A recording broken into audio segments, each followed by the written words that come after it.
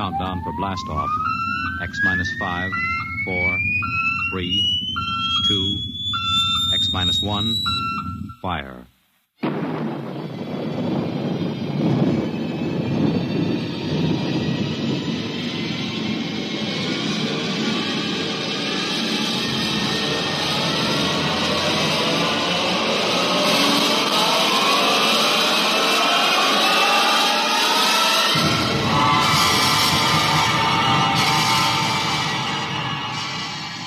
From the far horizons of the unknown come transcribed tales of new dimensions in time and space. These are stories of the future, adventures in which you'll live in a million could-be years on 1,000 maybe worlds.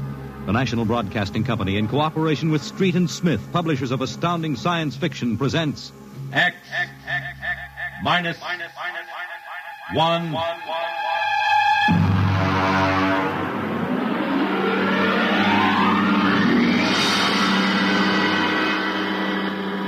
Tonight's story, Ray Bradbury's tale, The Veldt.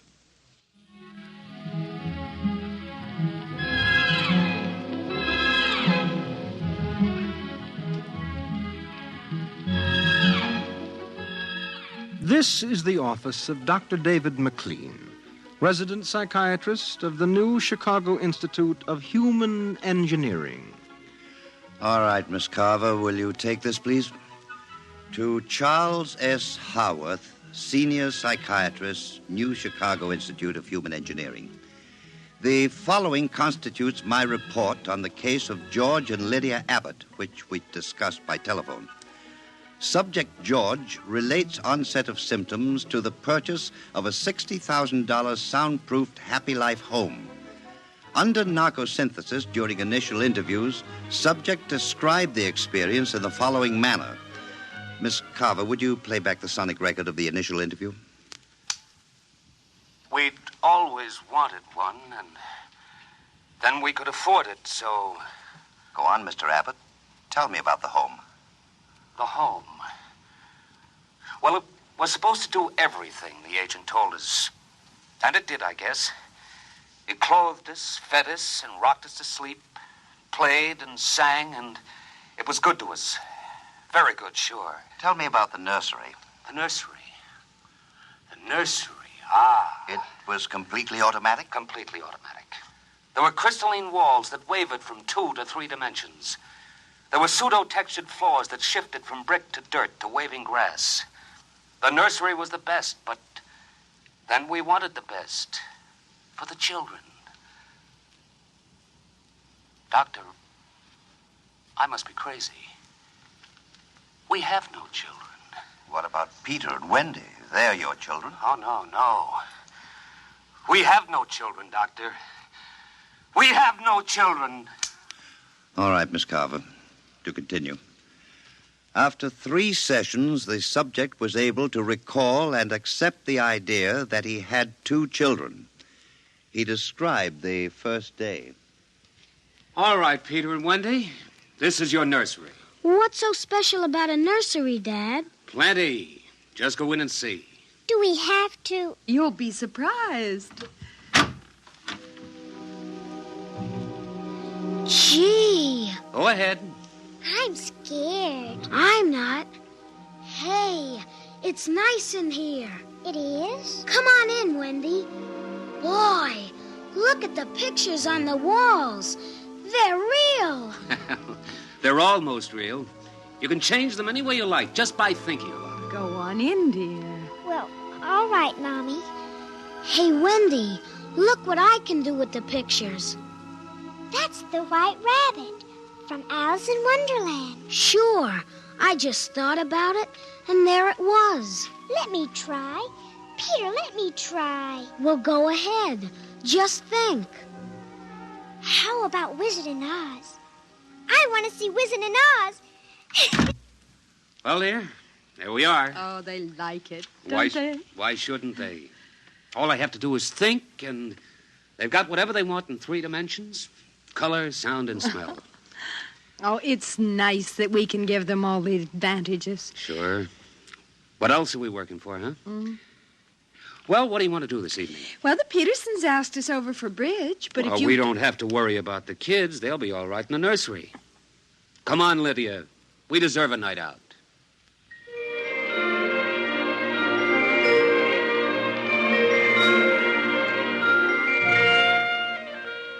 And in the nursery, the walls were a kaleidoscope of time and space and imagination.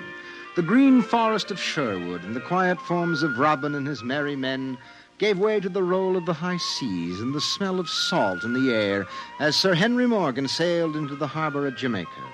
And behind the crystalline quartz walls, the vacuum tubes and grids and banks of metal image tape spun quietly and efficiently, erasing the line between illusion and reality.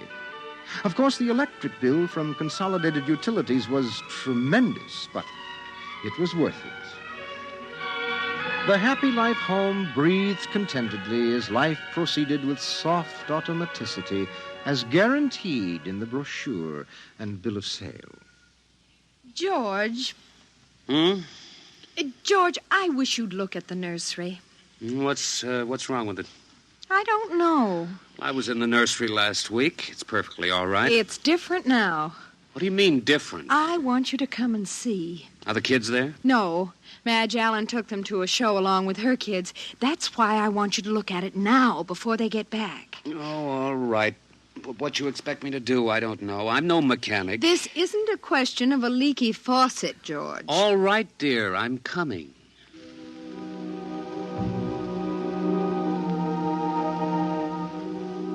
The nursery light flicked on as they came down the hall. The relays clicked and the tubes warmed and chemical odor banks and pipes bubbled into life as they paused before the closed door. Go ahead, George. Open it.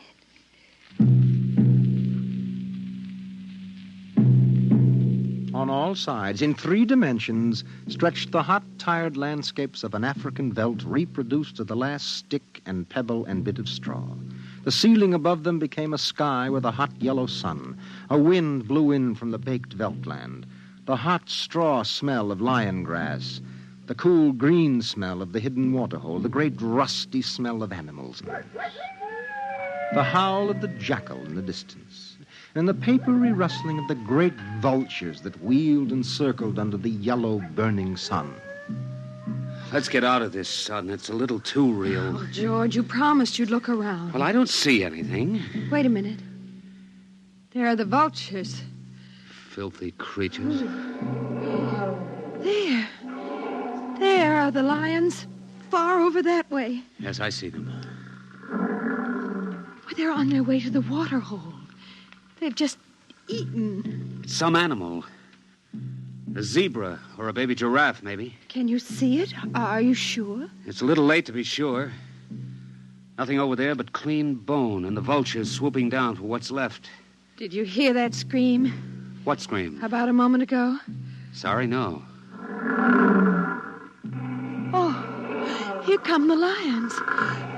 George, they're frightening. Take it easy, Lydia. They're just illusion.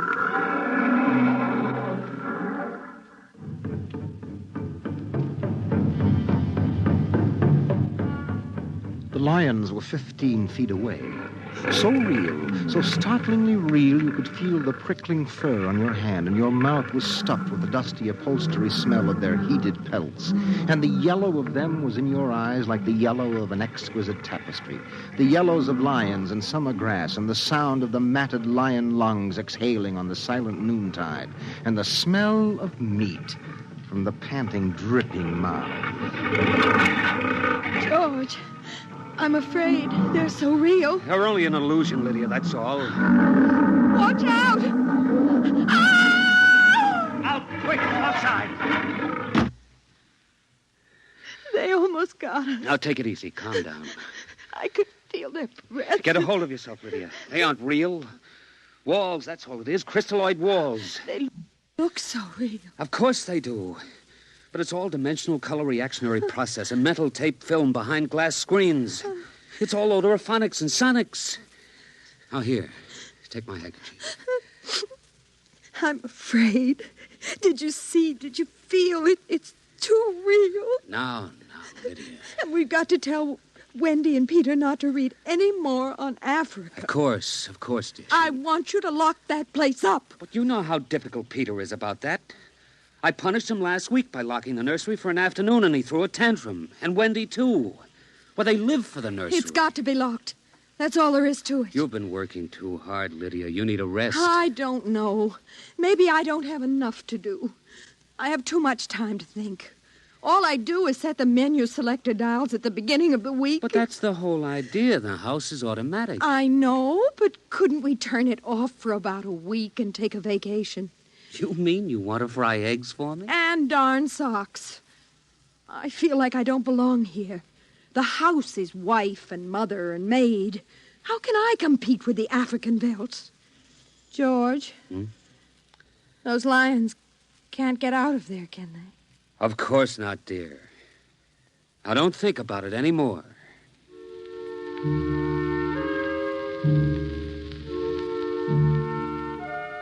They ate alone. He sat idly watching the dining room table produce warm dishes of food from its mechanical interior. You forgot the ketchup.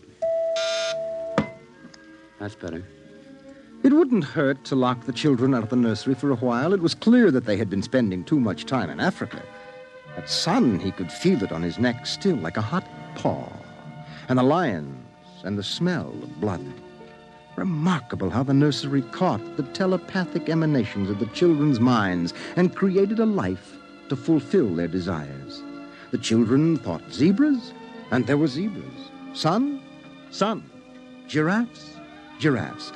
Death, and death. They were so young. But long before you knew what death was, you were wishing it on someone else. But this, the long, hot African veldt, the awful death in the jaws of a lion, and repeated again and again and again. The children came home dutifully at 8:30. Hi, Mom. Hi, Pop. Hello, darlings. Do you want something to eat, dear? We're just having dessert. We're full of strawberry ice cream. And hot dogs. We'll just sit and watch. Sure. Peter, tell us about the nursery. The nursery? All about Africa and everything. I don't understand. Well, your mother and I were just traveling through Africa with rod and reel. There's no Africa in the nursery. Oh, come now, Peter. We know better. I don't remember any Africa. Do you, Wen? Go run and see, huh? Sure, I'll be right back. Wendy, come back here. Wendy! Oh, she'll be right back, Pop. She doesn't have to. I've seen it. Come on. Sure, Pop, but Wendy'll tell us. Open the door. See, Daddy? It's not Africa. It's Florida. Like in Bambi. There go the deer. See? It isn't Africa. I see it isn't. Go to bed. But it isn't 9 o'clock. You heard me. Go to bed. Okay. Good night, Mom. Good night, Pop. Good night. Good night, dear. I'll be right in. Wait a minute, Lydia. Look at this. What is it? This is the corner where the lions were, isn't it? What is that you picked up? An old wallet of mine. There's a smell of hot grass on it. And the smell of a lion. It's wet with saliva. And it's been chewed. George, those smears of blood. Come on out. Now let's go to bed.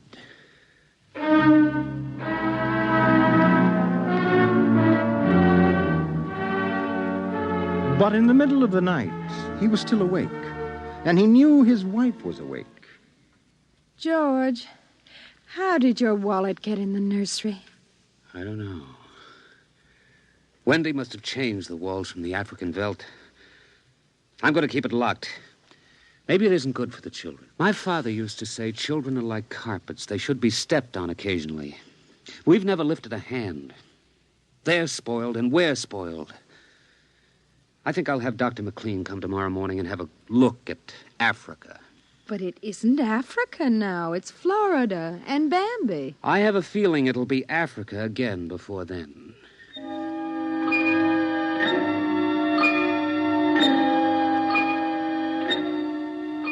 Although their automatic somno beds tried very hard, the two adults could not be rocked to sleep for another hour.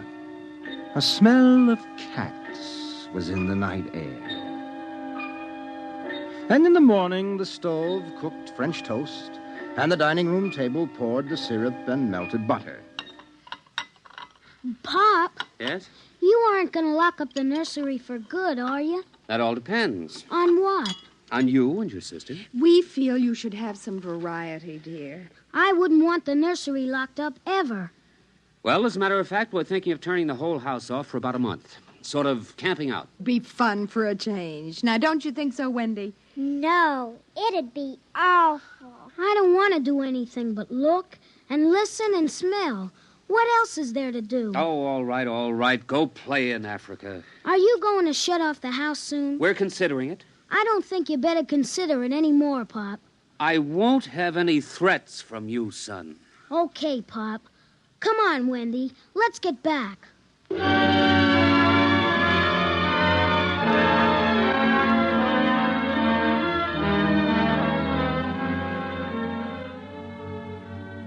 After breakfast, Dr. David McLean arrived. Oh, I saw the nursery last year, George. It looked all right to me. You didn't notice anything unusual? No, the pattern showed the usual violence, a tendency towards slight paranoia. All children feel persecuted by their parents. It's perfectly normal. There it is. Suppose we take a look at it now.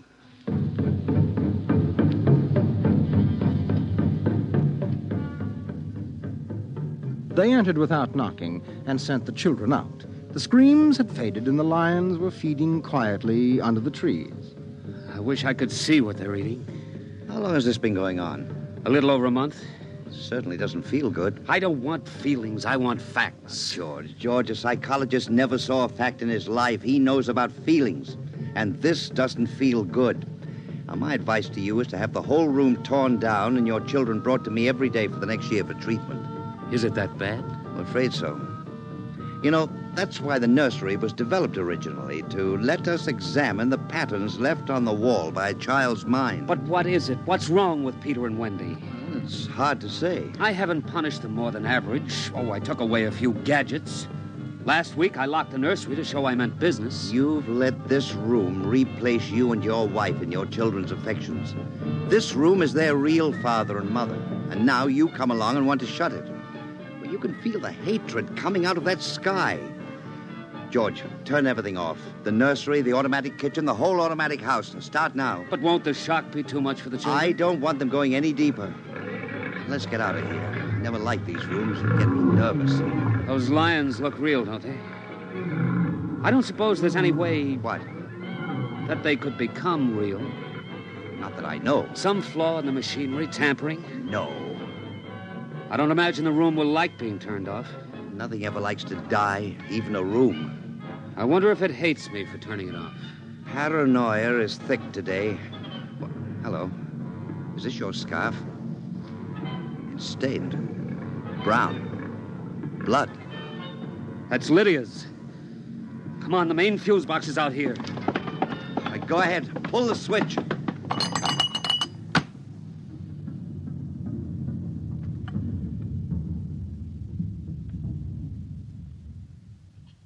Yeah. It's off.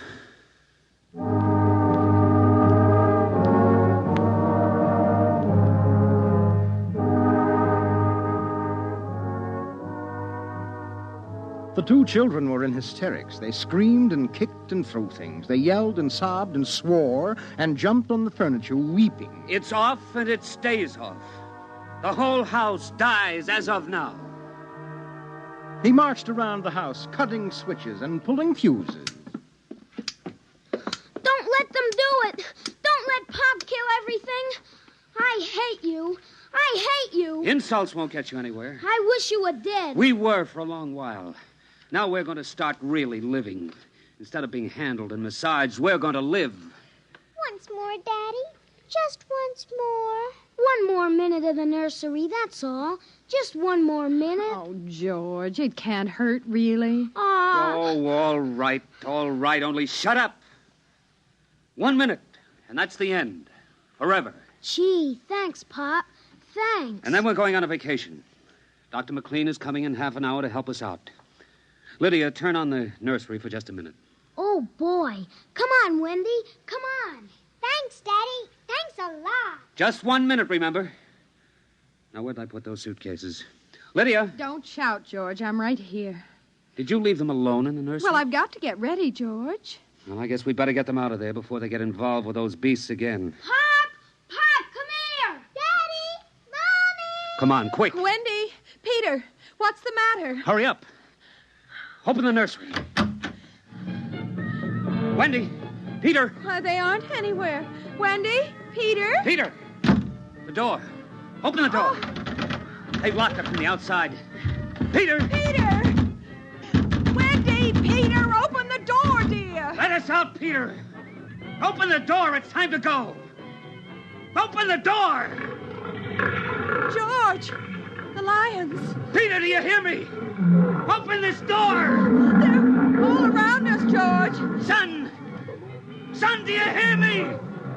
Let us out! Son! George!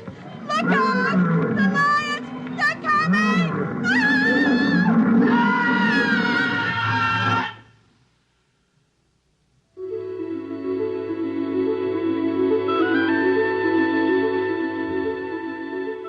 When Dr. David McLean came half hour later, he found the two children in the nursery sitting in the center of the open glade eating a picnic lunch. Beyond them was the waterhole and the yellow Veldt land. Above was the hot sun. At a distance, Dr. McLean saw the lions fighting and clawing and then settling down to feed in silence under the shady trees. Hi, kids. Where are your mom and dad? Oh, they'll be here directly. Good, good. We've got to get along. He squinted at the lions with his hands up to his eyes. Now they were done feeding, and they moved to the waterhole to drink. A shadow flickered as the vultures dropped down from the blazing sky to finish what the lions left. Dr. McLean? Dr. McLean? Huh? What? Have a cup of tea?